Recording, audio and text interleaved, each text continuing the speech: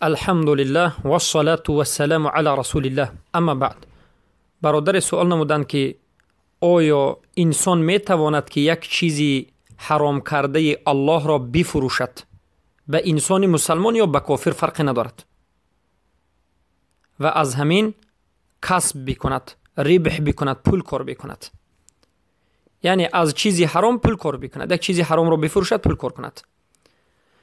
البته این عمل را انجام دادنش حرام است و هیچ جایز نیست و در این مسئله علما اجماع را نقل میکنند که فروختن و فایده کردن از چیزی حرام یا که مشغول شدن به تجارت هایی که چیزی حرام است برای مسلمانان حرام است و دلیلش هم هست که در حدیثی که در مسند و در سنن و مسند آمده است، امام احمد و در کتاب‌های سنن ابو داود و ابن ماجه روایت شده است و در بعضی از کتب دیگری حدیث که رسول اکرم صلی الله علیه و سلم میگویند ان الله اذا حرم شیئا حرم ثمنه.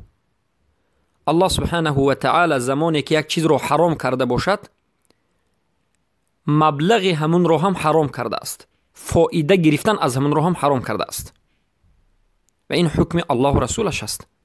برای همین است که وقتی که ما می‌نگریم در مسئله خمر، رسول اکرم صلی الله علیه و سلم 10 نفر رو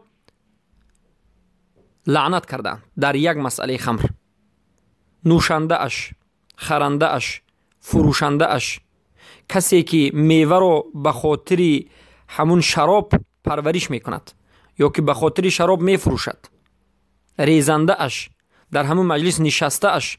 ببینید، یعنی کسانی که به چیزی حرام آمیخته اند، خصوصا در مسئله خمر، لعنت شدند. برای همین حرام است، خیلی که در حدیث صحیح گذشته گفتیم، حرام است که یک چیزی حرام رو انسان فروشد و پولش رو گیرد.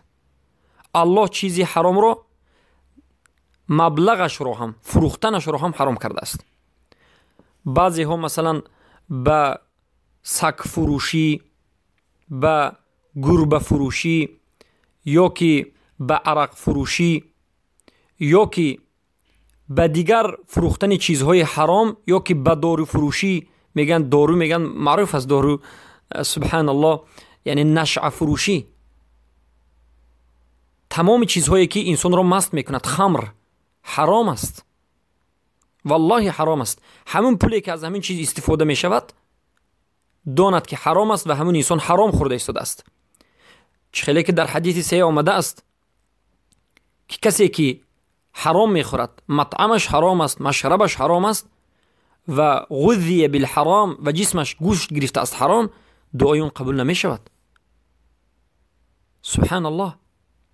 پس از حرام دست کشید، از فروختنش، از خریدنش، از فایده بردن چیزی حرام باید دست کشید و این شریعت ما هست.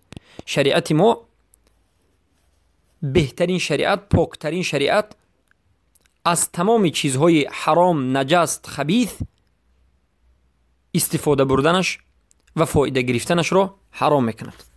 البته خرید و فروشی چیزی حرام رو. بارک الله فیکم.